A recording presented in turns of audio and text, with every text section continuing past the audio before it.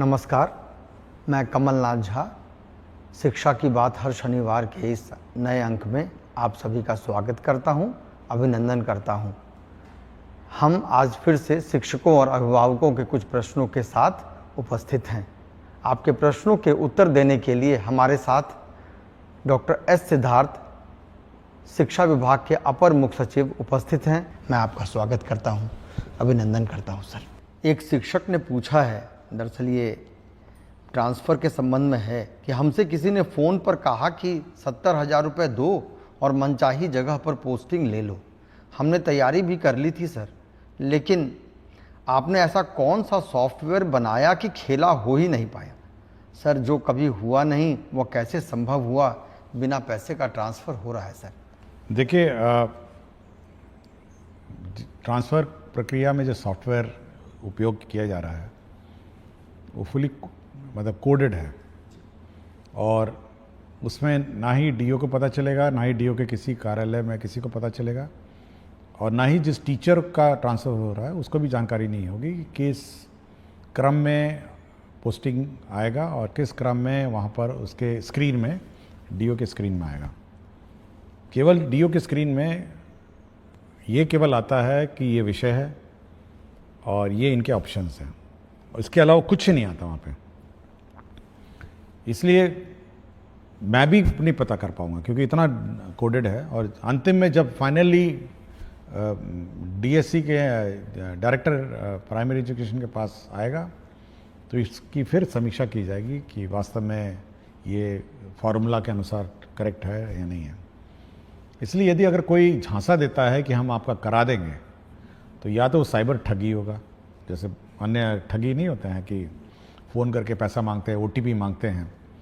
तो मेरा अपना अनुमान ये कहता है कि इसी प्रकार का कोई ठग है जो फ़ोन करता है, और मैं देखा था एक दो अखबार में भी किसी ने इसका उल्लेख किया था।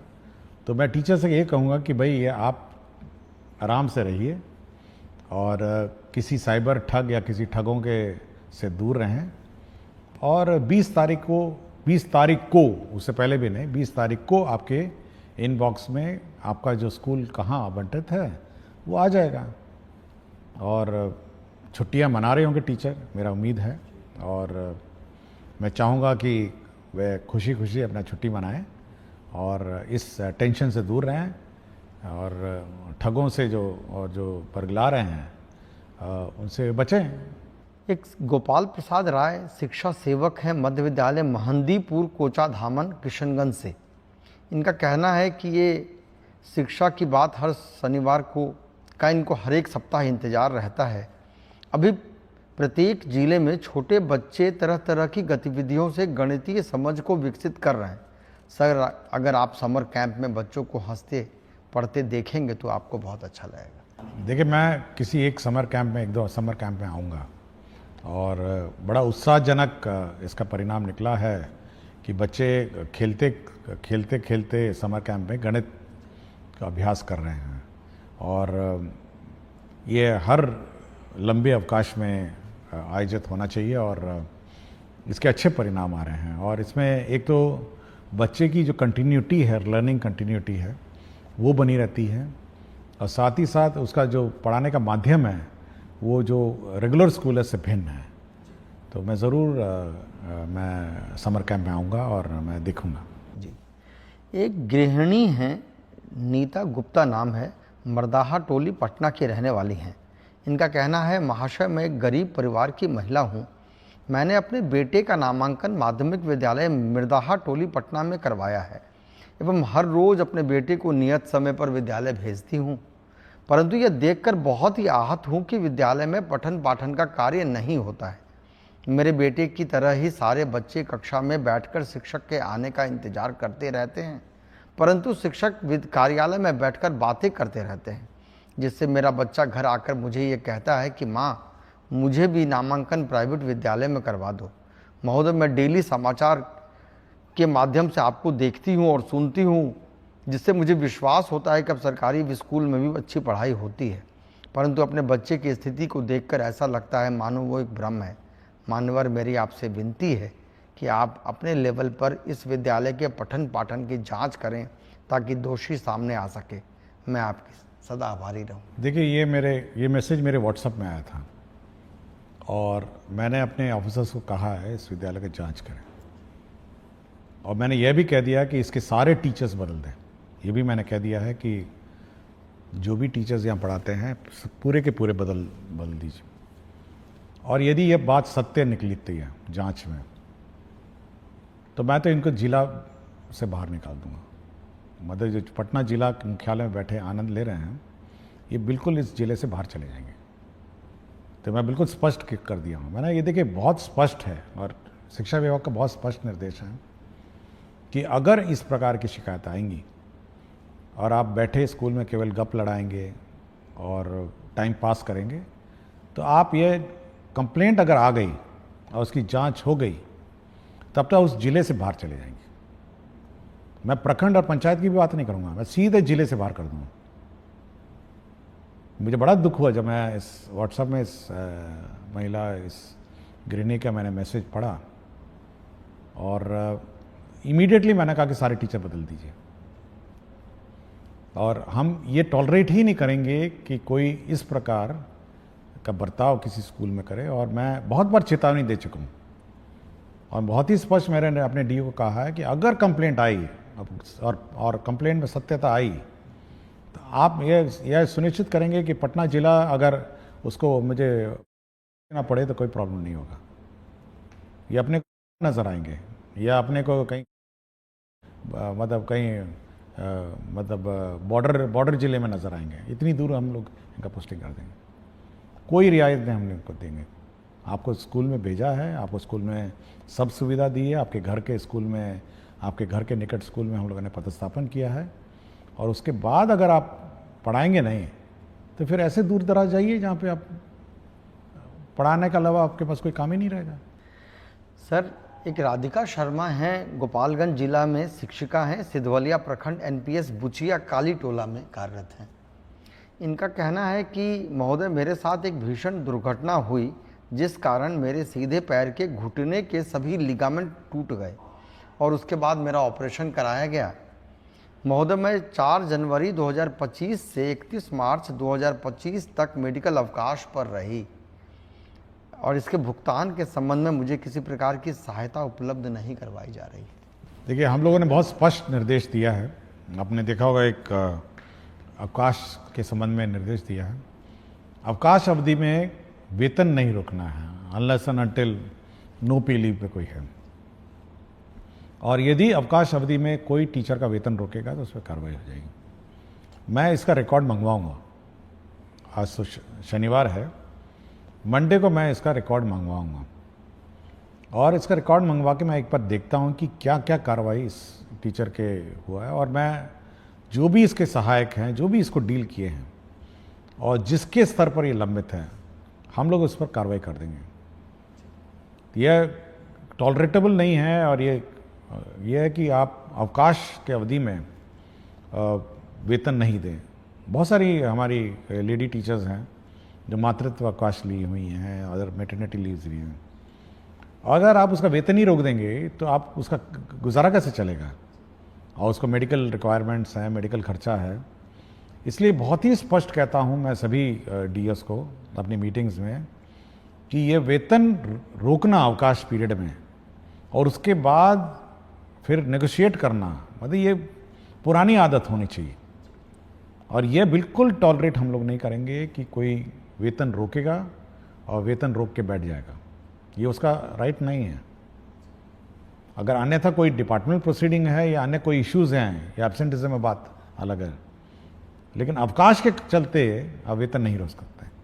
सर, एक उत्क्रमित उच्च विद्यालय महावला पंचायत ढोबा मिलिक रुपौली पूर्णिया के एक शिक्षक हैं, साइंस टीचर हैं। ये कहते हैं कि respected sir, greetings, I would like to bring to your kind attention that the building of my school has been incomplete for last 5 years. Our school has an enrollment of approximately 700 students, but due to incomplete construction, regular teaching and learning activities are being severely affected. Therefore, I humbly request you to kindly take necessary action. ये बड़ी अच्छी बात है कि 700 बच्चे school में हैं और स्कूल इनकम्प्लीट है, इसको हम लोग ऑन प्रायोरिटी बेसिस हम लोग जो कार्यपालक बनता है उसको हम लोग भेजेंगे ऑन मंडे और इंश्योर करेंगे ये टाइमली अब अनदर 1-2 महीने में इसको कंप्लीट हो जाए, ताकि बच्चे को मतलब भवन का अभाव नहीं हो।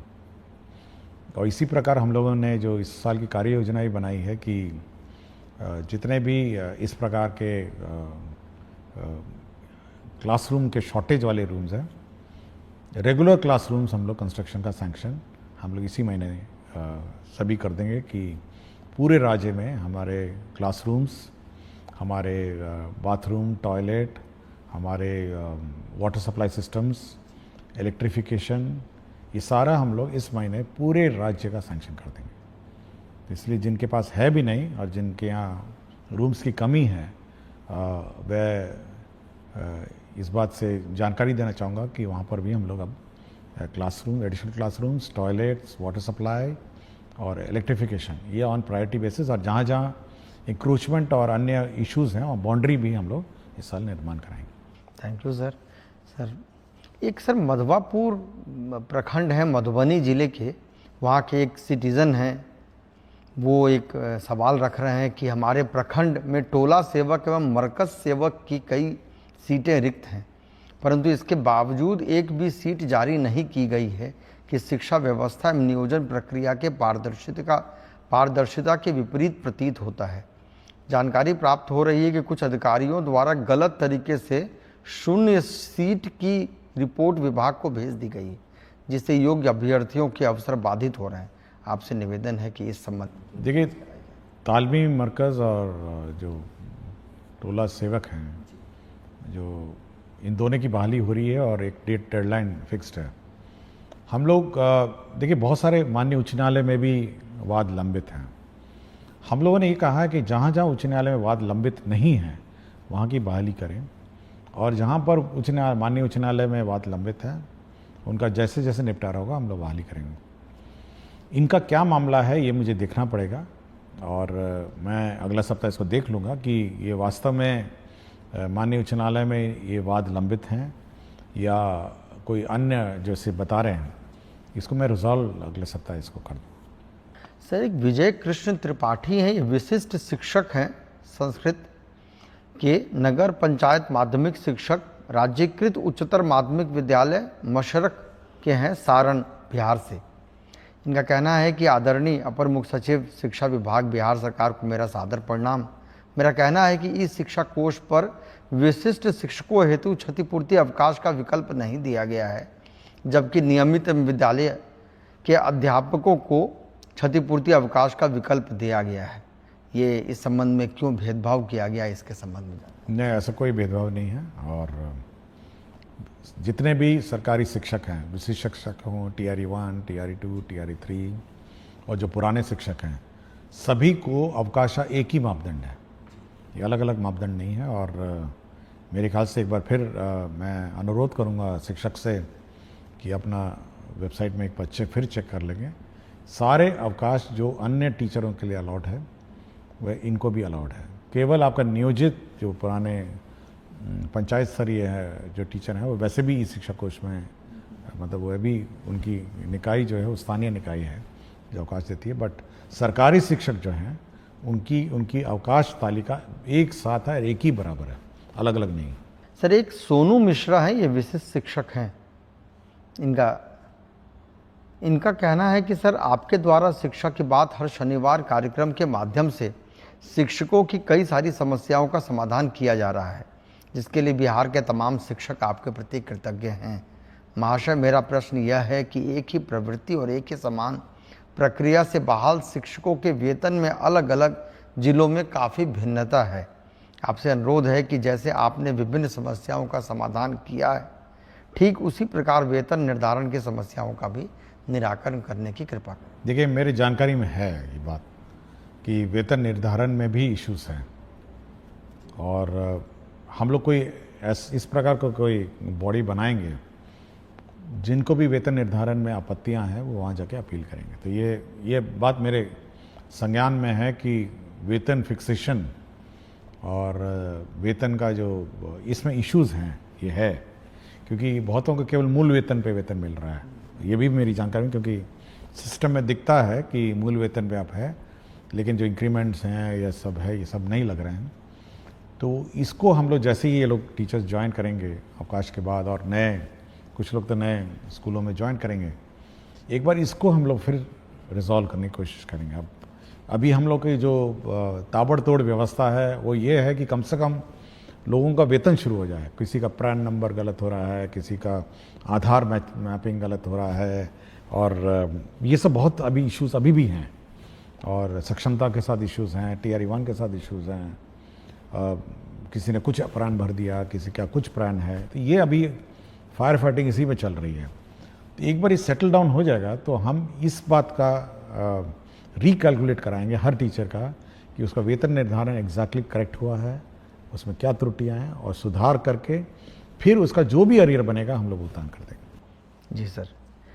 सर, एक धीरज कुमार हैं, ये शिक्षक हैं, ये कह रहे हैं कि शिक्षा की बात हर शनिवार में आप अपनी कीमती समय निकाल कर हमारी समस्याओं को गंभीरतापूर्वक सुनकर उसका समाधान करते हैं, इसके लिए बहुत बहुत धन्यवाद है।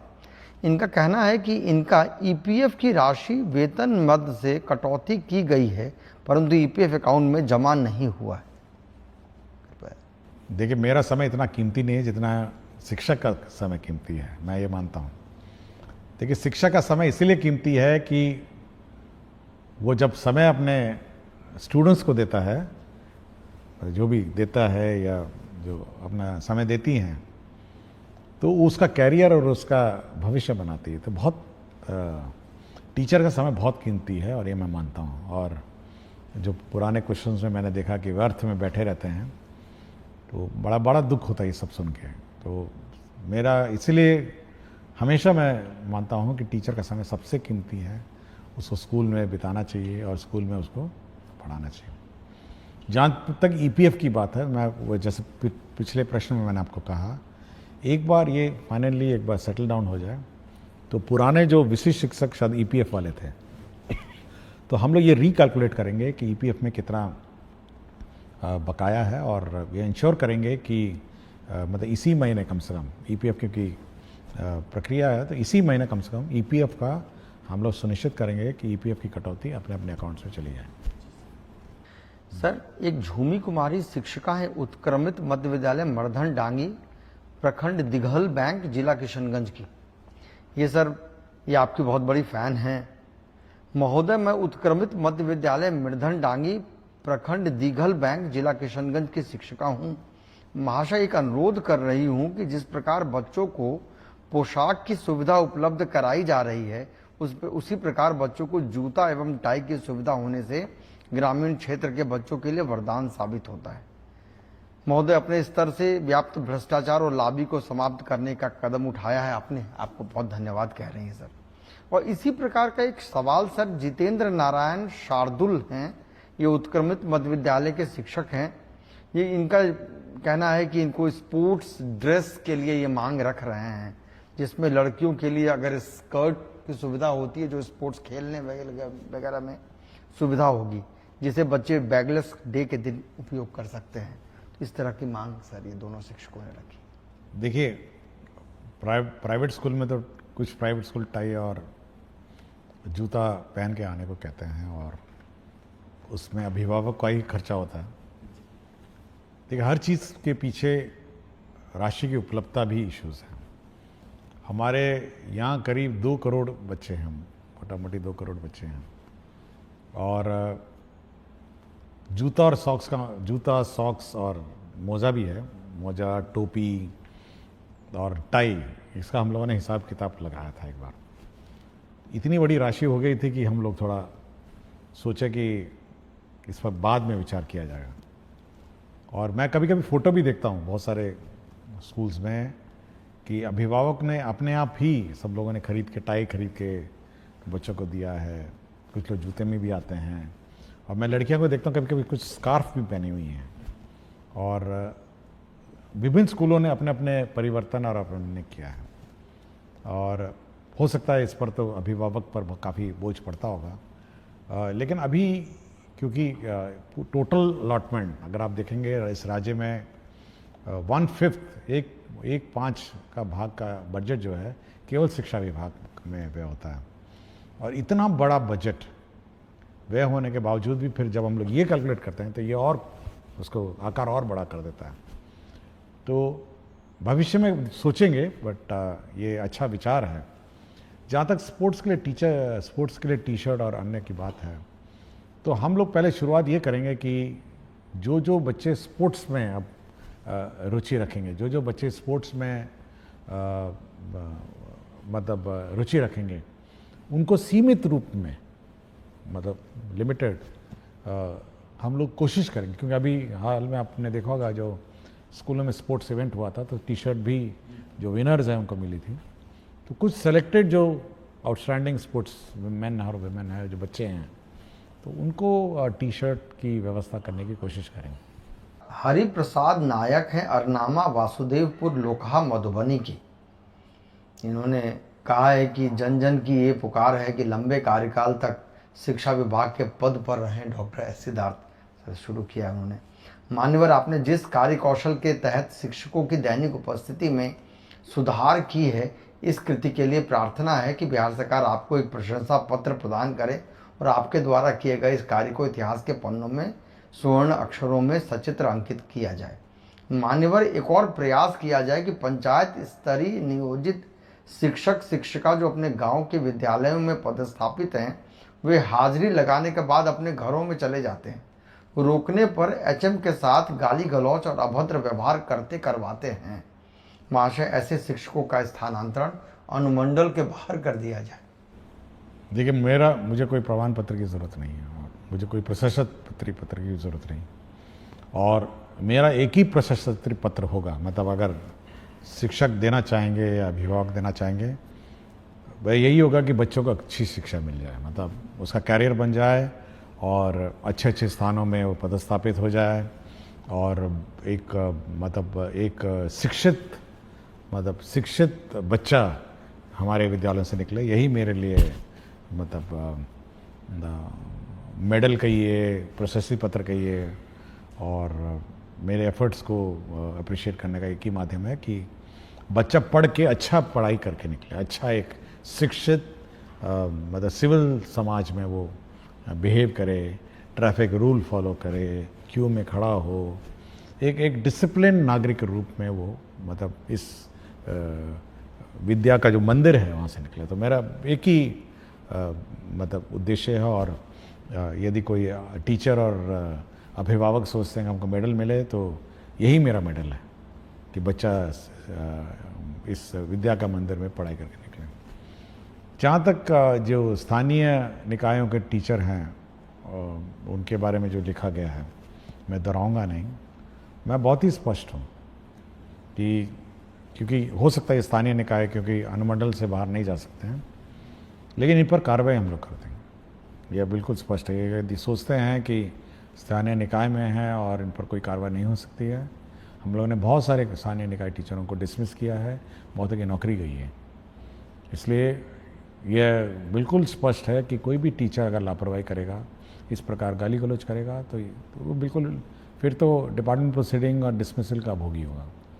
और जहाँ तक सरकारी शिक्षक है, जैसे नियोजित है, ये सक्षमता पास शिक्षक TRE 1, TRE 2, 3 है, अगर वह इस प्रकार का कार्रवाई वो भी करें, तो मैंने पहले ही बता दिया कि उनका जिला से बाहर कर देंगे हम लोग। ये जिला में रखने की क्या ज़रूरत है जब आप अपने स्थानीय क्षेत्र में जाके बैठ के पढ़ाई नहीं सकते हैं।